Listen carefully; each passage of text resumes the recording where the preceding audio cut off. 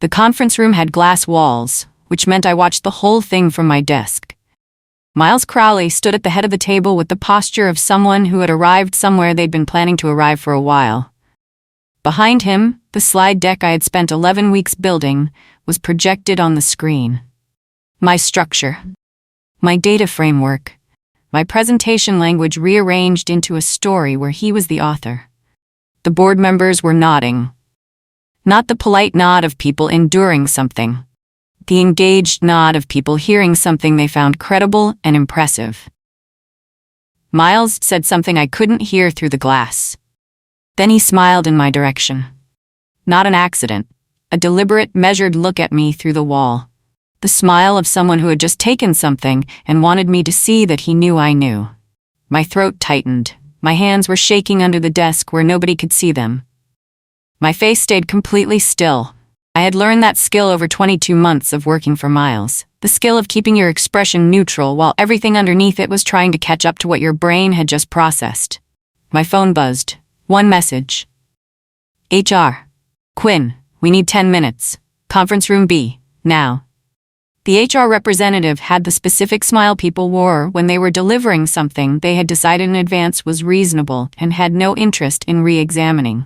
She slid a folder toward me. I opened it. Read the first line. Position eliminated. Effective today. My ears started ringing. The specific ringing of a system overloaded. I kept reading anyway. Not a performance issue. The phrasing designed to make elimination sound neutral, uncomplicated. Like a budget decision rather than what it actually was. Severance terms. Signature line at the bottom. She said the words that came after a folder like this. She said them in the tone people used when they had said them enough times that they had stopped hearing themselves say them. I set the papers down. I'd like the termination reason documented in writing, I said. Steady. Factual. The voice I used when I needed to sound calmer than I felt. And a copy of the policy governing position elimination decisions. The representative made a note. Of course, she said, the smile unchanged. How long do I have? I asked. She looked at her screen. Your access will be shut off in 30 minutes, she said. I picked up the folder and started calculating. I walked back to my desk at normal speed, not rushing, not performing anything. The walk of someone going to get something from their desk rather than someone packing up a life they'd built at a company that had just decided to erase them. Inside, I was splitting in half. But inside wasn't visible from the outside if you kept your face pointed in the right direction. I sat down, opened my email. 28 minutes now. I went through my sent folder and my inbox with the specific focus of someone who understood that what was in front of them had legal and professional implications. Performance reviews, project timelines, the emails where work had been formally assigned to me by name, the approval threads, the milestone confirmations. Nothing I wasn't allowed to keep. Nothing outside company policy on exiting employee records. I was almost through the filter when I found the email. Subject line deck, board presentation. Miles to me 7 weeks ago, one sentence. Quinn, build this deck. I need it board ready by the 15th. Full ownership framework, slide structure, everything. Full ownership framework, everything. In writing, with a timestamp. My session timer appeared in the corner of the screen. 60 seconds. My cursor moved through the screen with the particular focus of someone operating on pure adrenaline channeled into precision. I saved the key email threads to my work drive in the specific folders designated for exiting employee documentation. Company policy allowed this. I had read the policy twice before coming back to my desk. Every action was within the permitted boundary. Then I opened the internal project management system and printed the task log. The printer was 3 feet away. It ran for 40 seconds. I pulled the pages out and looked at the first one. Timestamped. Every task, every milestone approval, every completion confirmation. My name on every single line. Not Miles, not a shared team credit, my name. The person who had been assigned and had delivered and had been reviewed as the responsible party at every stage of the project. I folded the pages, put them in my bag, footsteps behind me. I turned. Miles was standing at the entrance to my cubicle. His expression had the relaxed quality of someone who had already closed a chapter and was mildly surprised to find a page still turning. "You're still here?" he said. Not meanly.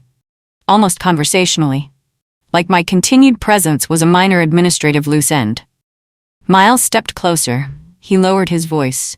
The deliberate drop in volume that communicated what he was saying was meant only for me. That this was a private courtesy. "Don't make this ugly, Quinn," he said. "There's no version where this ends well for you if you try." I kept my hands at my sides, my expression neutral. "I'm following HR instructions," I said. Miles tilted his head slightly. The small adjustment of someone reorienting their approach. "I've been in this company for 9 years," he said. Still soft, still positioned as reasonable. "I sit in those board meetings. I have relationships in that room you've never been introduced to." He paused. "Nobody is going to believe an analyst over a manager," he said. "I'm trying to be kind by telling you that clearly." I looked at him, not with anger, not with anything he could read. "Thank you for the clarity," I said. Miles nodded, like I had confirmed something he already knew. He turned and walked back toward the conference room. I looked at the pages in my bag, at the email confirmation number still open on my screen, at the 32 months of work I had done in this building that existed in documentation he had not yet had time to locate and delete. Then I stood up and walked toward the exit. Security was near the main doors. The guard didn't look uncomfortable. He had done this before. It was a process that required a badge and a form and a professional smile. He swiped a device over my access card. The beep was a single, clean sound, loud enough to carry in the lobby, loud enough for the 2 people near the reception desk to glance over.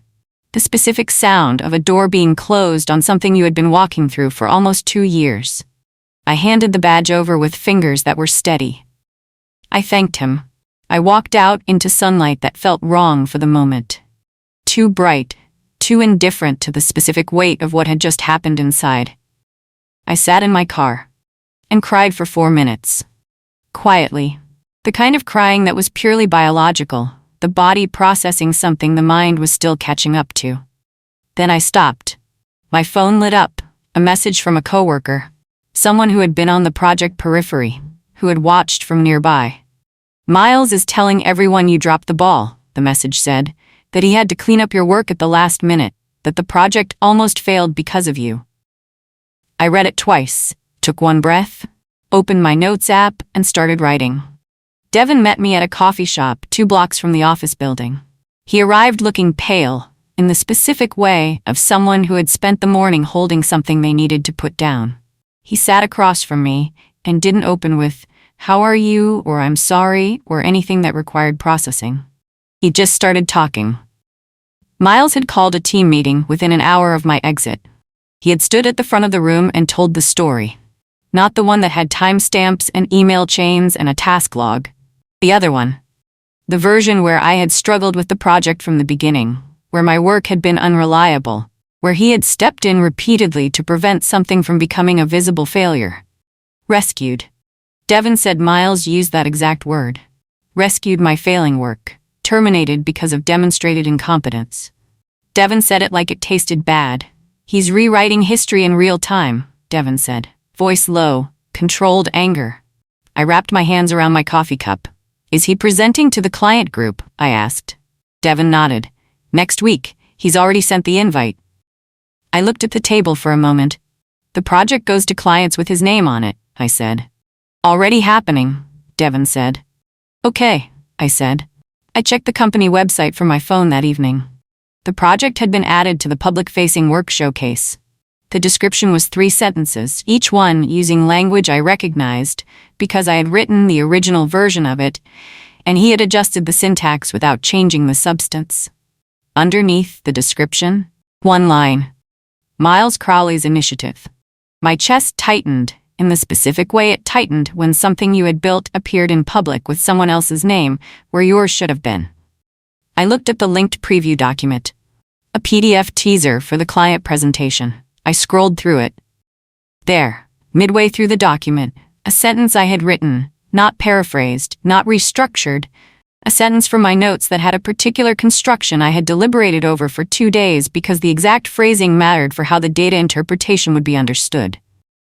Word for word, still in the document. His name on the cover, my thinking inside the pages. My phone rang. "Devin." HR is asking the team for written statements, he said. About the project and your performance. They're building a file. I set the phone down and understood that whatever file they were building, I needed to be building one too. I sent one email to HR, composed it the way I composed anything that might become a document someone read carefully later. No emotion anywhere in the language. No accusations that could be characterized as unstable or aggressive. Just specific, professional requests. I asked for a copy of my complete personnel file, my performance reviews from all 22 months, the documented basis for the position elimination decision with policy references, the written record of any performance concerns logged during my tenure. I sent it at 9 a.m. on a Wednesday. The response arrived by 3. 4 sentences. The position elimination had been a structural decision. My file reflected standard documentation. Any performance notes were internal records not subject to standard disclosure. The paragraph ended by noting that further inquiry should be directed through legal channels. Through legal. That phrase sat in the email like something intentional. Not just a policy statement, a boundary being drawn, a door being pointed at. I read the email 3 times. Then I forwarded it to the personal secure address I had set up 2 days earlier. The response told me something more useful than anything it had actually said. Companies that had nothing to hide did not redirect laid-off analysts toward legal counsel in response to a records request. Sharon Velez picked up on the 3rd ring. She had been my mentor for the 4 years before she moved to a partner firm. The kind of mentor who told you the accurate version of things, rather than the version designed to keep you comfortable. I told her the full sequence. The project assignment, the 11 weeks, the board presentation, the HR meeting, the badge, the company website, the email HR had sent. I kept my voice steady through most of it. It cracked once. Just once. In the middle of describing the specific sentence of mine that was still sitting inside a PDF with his name on the cover. Sharon listened without interrupting. When I finished, she was quiet for a moment. "Quinn," she said, "do you have documentation that he specifically assigned you the work? In writing, with his name on it?" I thought of the email. "Quinn, build this deck. I need it board ready by the 15th. Full ownership framework, slide structure, everything." "I have the email chain," I said. My voice dropped slightly when I said it. Not from fear, from understanding exactly what it meant. Sharon's voice on the other end went very still. "Send it to me," she said. "And Quinn, don't send it to anyone else yet. It's bad for him." I spent the weekend at my kitchen table, not sitting, working. The specific focused work of someone building something that needed to be accurate and complete and immune to recharacterization. I opened a blank document and named it Timeline. Then I started at the beginning, the day the project was assigned. Miles's email with the exact instruction, my acknowledgement, the first milestone submission and his approval note, the second milestone. His feedback, edited into the document with his name on the comment thread. The third milestone, his sign-off. Every communication showing that he requested the work, reviewed the work, approved the work, and then presented it as work he had done. The timeline ran for 11 pages. I cross-referenced everything against the printed task log I had taken on my last day. Every milestone I'd listed matched a documented approval from Miles. Every deliverable had a corresponding email showing he had received it from me and responded with direction. The evidence was complete in the way that evidence was complete when the person who had taken something hadn't been careful enough to clean their tracks. Sharon called while I was reviewing the final page. "The board has an audit committee," she said. "For governance and misconduct concerns. They're required to receive submissions." She paused. "They'll care about this." I found the board liaison contact through the company's public governance page. Most companies publish this because governance transparency was expected. The name and general contact protocol for non-employee communications related to board oversight. I drafted my request 3 times, not because I was afraid of getting it wrong, because the language needed to be exact, specific enough to communicate that I had something substantive, controlled enough to avoid sounding like a dismissed employee making emotional claims. The final version was 2 paragraphs. I was a former analyst who had recently been separated from the company. I was requesting a brief opportunity to clarify ownership of deliverables currently being presented to clients and stakeholders in ways that misattributed their authorship. The clarification had implications for stakeholder accuracy and organizational governance. I sent it on a Monday morning. The reply arrived Tuesday afternoon. One sentence: submit your materials to the review portal linked below. I clicked through to the portal. The form was standard: name, dates of employment, nature of concern, documentation upload. At the bottom, one checkbox: do you allege misconduct by a current employee or manager? I sat with my cursor over the box. My finger hovered over the trackpad. Then I checked the box. Yes, it felt like stepping off something high with my eyes fully open. Not blind, not impulsive. The specific choice of someone who had looked at the full drop and decided it was the right direction. I attached the email chain, the task log, my performance reviews from 22 months, the timeline document, uploaded each file, submitted. A confirmation number appeared on the screen. I wrote it down. Saved a screenshot. Emailed myself a record. Then I sat back. My hands were not shaking. I noticed that specifically. The shaking that had started in the conference room watching Miles present my project through glass walls had stopped somewhere during the 11 pages of timeline construction. Precision did something to fear. It replaced the formless anxiety with shape, with sequence, with something you could point at. My phone buzzed. Devin? Miles just called an emergency team meeting, the text said. He's calling it a team integrity session. Something happened. He looks rattled. I read the message twice. Then I replied, what's he saying? Devin, give me an hour. Devin called 65 minutes later. He described the meeting in the methodical way he described everything. Starting from the beginning, moving through it chronologically, not editorializing. Miles had stood at the front of the room, looking like someone performing composure rather than experiencing it. He had talked about betrayal, about how hard he had worked to protect the team, about how some people reacted badly to professional transitions and looked for ways to assign blame rather than accepting reality. He had cried. Devin said it with the specific flatness of someone reporting a fact that had surprised them. Then Miles had said that I was not stable, that I was trying to extort credit for work that had been a collaborative team effort, that I might attempt to contact team members to gather support for claims that were entirely without merit. Devin said half the room had looked uncomfortable. Not moved. Uncomfortable. The expression of people who were listening to a story that had too many adjectives and not enough specifics. I absorbed everything Devin told me. Then I said, I need you to write down what you just told me. In writing. Dated. What he said, and approximately when. Devin was quiet. Then I'll do it. But Quinn, HR just pulled me into a room. I sat with my phone after Devin's call ended. The old panic was there. The specific fear of what happened when someone with authority and established credibility started telling a story about your mental stability before you had the chance to speak. I knew what that fear was built from. I had watched it work on people before. Had watched them try to defend their own sanity rather than defend their actual case and lose both in the process. I let the fear sit for a moment, acknowledged it. Then I looked at it clearly. Miles wasn't defending himself. He was panicking. People who had done nothing wrong didn't cry in team meetings about betrayal, didn't preemptively characterize former employees as unstable, didn't call emergency sessions hours after someone submitted a governance complaint. He was moving fast because he was scared, and people who were scared made mistakes.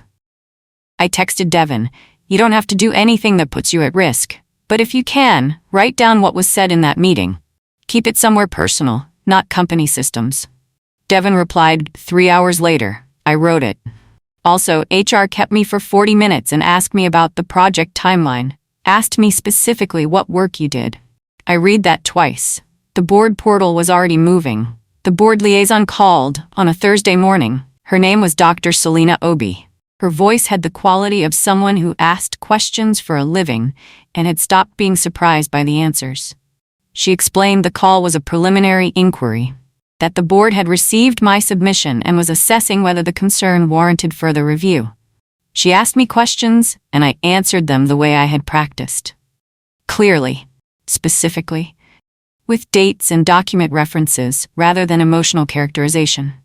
She asked about the project scope, about the assignment chain, about the presentation to the board. I answered each one. Near the end, she said, "We're opening an independent review." My mouth went dry from relief rather than fear. "That means the project rollout to clients needs to pause during the review period," she added. "Miles will be informed this afternoon." A pause. "He won't like that," she said, not as a warning, as a statement of fact about something she had already accounted for. I thanked her. After the call, I sat for a few minutes. The board wasn't just taking a report. They were stopping the rollout, which meant what Miles had taken was now frozen in place while people examined where it actually came from. Sharon called on a Friday afternoon. She had heard something through professional channels. A recruiter she knew who operated in our industry had reached out to verify employment history for a candidate reference inquiry. The recruiter had mentioned in passing that there was a note circulating in the market. Quinn terminated for performance issues. Not position eliminated. Performance issues. Miles was not just managing the internal narrative. He was actively seeding the external one, telling the market version of the story he needed people to believe before anyone could check the actual record. Sharon said, "He's overreaching. He's going outside the company to shape perception. That means he knows the inside story is vulnerable." I processed that. "That's actually useful for the case," she said. My phone lit up with an email from HR while I was still on the call with Sharon. The subject line, "Severance Agreement, Final Deadline." I asked Sharon to hold. Opened the email. The message was 2 sentences. The severance offer was available through end of business today. After that, it would be considered declined. "Sharon," I said, "they're putting a same-day deadline on the severance." She said, "Don't sign anything yet." I read the severance agreement completely, not quickly. Every paragraph, every subsection, every defined term. The financial terms were straightforward, standard for my tenure length. Then I reached page 4, section 7, 3 paragraphs. The accepting party agreed to waive any and all claims relating to intellectual contribution, project authorship, or work product ownership arising from the employment period. The accepting party agreed to refrain from initiating or participating in any communications with governing bodies, boards, or external oversight entities regarding work product or employment practices. I read those 2 clauses again. Waive claims about intellectual contribution.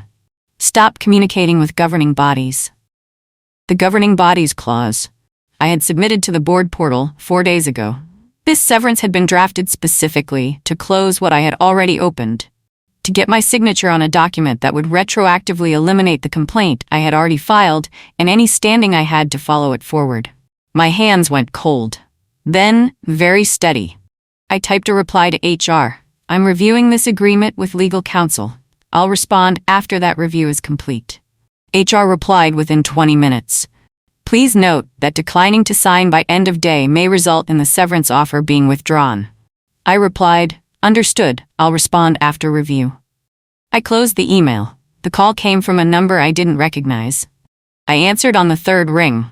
The caller identified himself as the implementation lead at Lumen Data, the vendor firm that had been contracted to work with my team on the technical side of the project.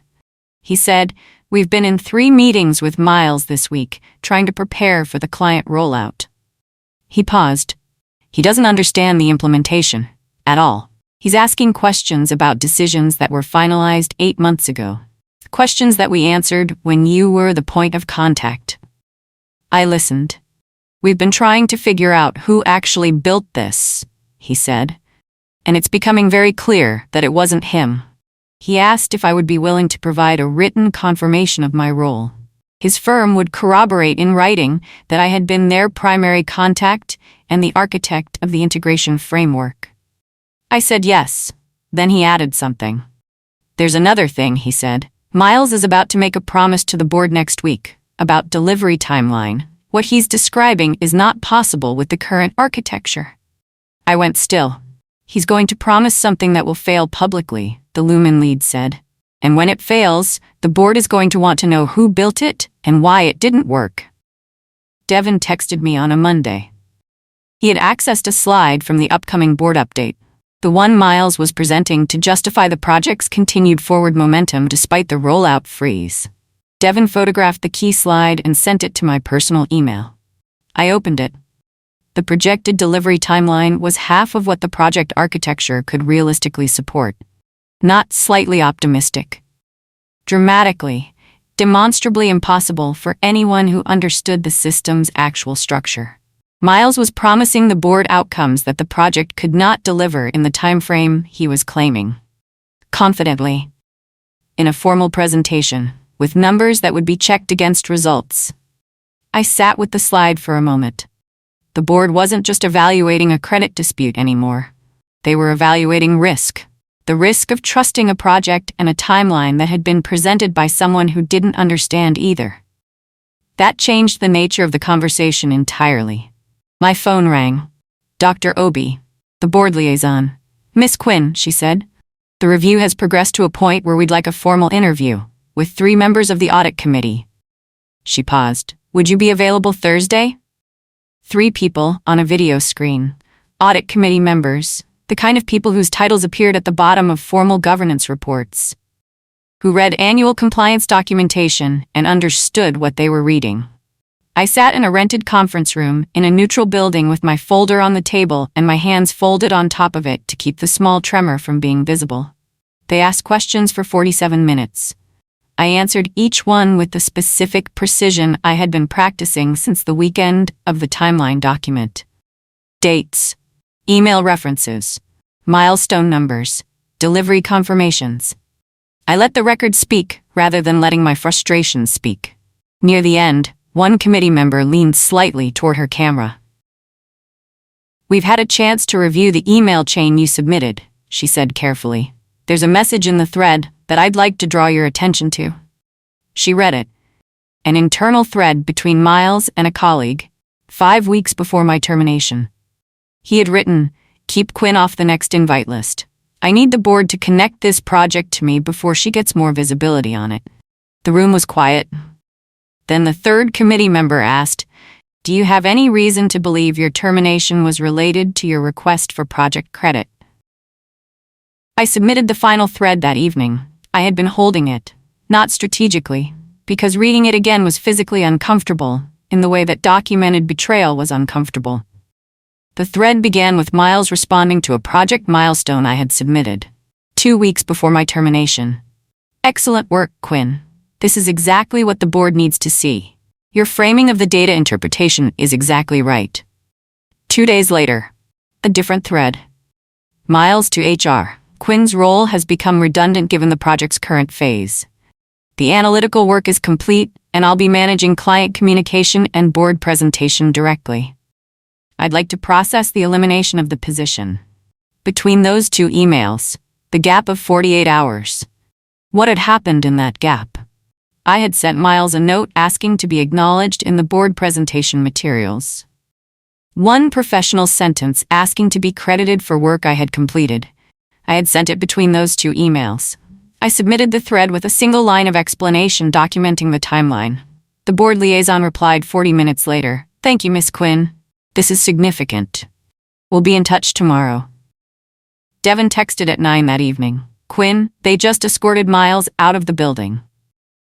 The board convened an emergency session 2 days later. I was not in the room. I did not need to be. Dr. Obi called me afterward and described what had happened the way you described something that had resolved itself as clearly as it could resolve. The email chain was read, the complete sequence. Miles's assignment message to me, his milestone approvals with my work attached, his responses praising specific elements. The internal note about keeping me off the invite list, the termination request filed 48 hours after I asked for credit. The board presentation where he stood in front of the room and delivered my framework as something he had built. Dr. Obi said they had read the emails out loud.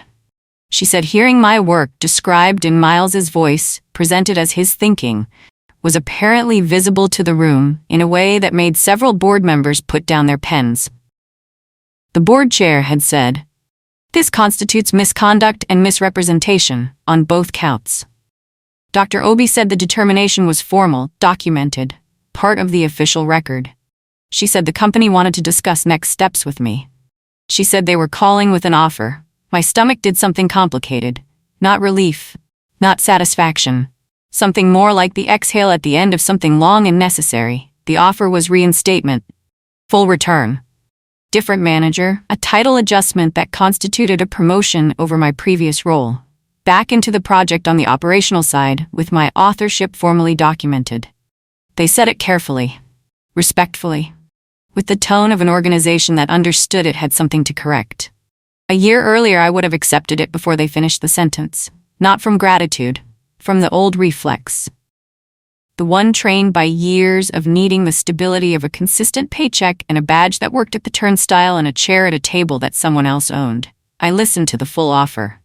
Then I said, I appreciate that, I genuinely do. Pause. I'm going to decline. The liaison was quiet for a moment. I'm building something of my own, I said. I've spent 2 years building a system that works. I'd like to do that under my own name now. After I ended the call, I sat for a while, then my phone buzzed. Email from the Lumen Data Implementation Lead. We heard you declined reinstatement. Respectable. If and when you start your own firm, we have a standing interest in being your first client. I registered the company on a Tuesday. The name was mine. The address was a small office 2 blocks from the coffee shop where Devin had told me Miles was rewriting history. The business structure was clean. The scope of services was exactly what I had been doing for 22 months, now done for clients who would know whose name was on the work. Lumen Data signed the first contract within a week. The implementation project I had designed, the system I had built, handed back to me by the vendor who had watched the original version be presented by someone who couldn't answer basic questions about it.